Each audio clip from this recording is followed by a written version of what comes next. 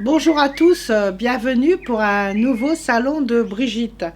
Alors aujourd'hui la rubrique, je vais vous surprendre avec des anti-sèches. Alors j'ai découvert ça au gré de mes lectures, des anecdotes que je picore un peu partout, sans modération. C'est pour faire le plein de culture G. C'est quoi la culture G? La culture générale. Pour qu'on sache un petit peu plus de choses, aussi bien dans la science que dans la santé. Et puis ça ne me meurt pas de pain de savoir quelques petites choses en plus. Alors par exemple, savez-vous que 13% des Français seraient hypocondriaques? Voilà, ils croient tous qu'ils ont une maladie plus ou moins grave. 2 à 3 millions, c'est quoi? C'est le nombre de vies sauvées chaque année grâce à la vaccination. Alors n'ayez plus peur de vous faire vacciner, vous allez peut-être vous faire sauver la vie. 480, c'est le nombre de brosses à dents vendues en France en 1 minute par jour. Vous vous rendez compte? 480, parce qu'il ne faut pas oublier que tous les 3 mois, vous devez changer de brosse à dents. 8, c'est quoi? C'est un chiffre qui peut porter bonheur, puisque retourner, il signifie l'infini. Mais non, c'est le nombre de muscles qui sont présents dans la langue, qui sert, en plus de parler, à l'alimentation et à la digestion. Alors, je vais vous parler d'une nouvelle maladie qui est née depuis peu, depuis quelques années, dirons-nous, la cervicalgie. Alors, ça, comme le nom l'indique, ça touche les cervicales. Alors, c'est quoi cette maladie? Mais c'est une douleur cervicale qui apparaît après l'utilisation d'un téléphone portable pendant de longues heures.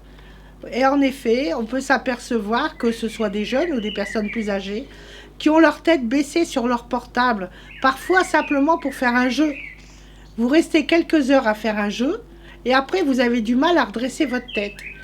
À force, vous risquez d'attraper un problème aux vertèbres cervicales et donc d'être atteint de cette maladie, la cervicalgie.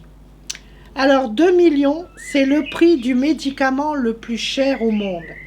C'est quoi ce médicament? C'est un médicament qui soigne l'amyotrophie spinale. C'est une maladie neurovégétative chez le bébé, souvent le nourrisson. Alors la spénalgie, on va encore parler de maladie? Non, c'est le nom scientifique d'un poids de côté. Vous savez, quand vous courez, vous attrapez un poids ou vous ressentez une petite douleur du côté de la rate, c'est ça la spénalgie. C'est pas une grave maladie en soi, hein. C'est un petit muscle qui se tord et il suffit de quelques minutes de repos pour que ça se passe. 10 centimètres, c'est quoi? Ah, alors là, je vais vous faire rigoler. Là, c'est un peu d'humour. C'est la distance que parcourt un spermatozoïde entre le vagin et les trompes de Fallope. Alors, ça représente à l'échelle humaine 45 km. Alors, vous comprenez maintenant pourquoi il n'y a pas un bébé à chaque fois qu'il arrive au bout. Parce que rarement, ils arrivent à faire leurs 45 km. 400 mg, c'est la dose de caféine qu'un adulte devrait prendre par jour et ne pas la dépasser, c'est-à-dire 4 tasses de café. C'est la dose maximale. 3 millions, c'est le nombre de glandes sudoripares que nous avons dans le corps. C'est ça qui nous aide à suer, à régulariser notre température. Alors, de quoi je vais encore vous raconter là maintenant? 15%, c'est ce que doit couvrir notre apport nutritionnel par jour pour le petit déjeuner. 15% du repas, ça devrait remplir la totalité de la journée. Ça veut bien dire que le petit déjeuner doit être privilégié. 12 heures, c'est la durée des bienfaits d'une séance de sport. C'est-à-dire, vous allez à la salle de sport, pendant 12 heures, vous ressentez les bénéfices de votre activité. En faire 3 heures par semaine, ça peut réduire votre mortalité de 30%. Donc, allez-y, un petit peu d'activité. Pour ceux qui ne sont pas très courageux comme moi, faire un peu de marche, ça peut aller aussi. Vous pouvez aller, en ce moment qui fait très beau, dans des endroits comme le Terri, comme au bord d'un lac, un endroit calme, et vous marchez. L'important, c'est de marcher à son rythme, sans courir, sans se précipiter. Alors, il y a aussi 66% des Français qui déclarent pratiquer une activité sportive.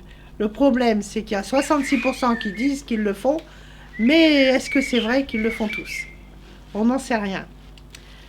Ensuite, 150 000 secondes, c'est le temps que mettent les nerfs qui permettent de comprendre le goût de ce que nous mangeons et d'envoyer l'information à notre cerveau.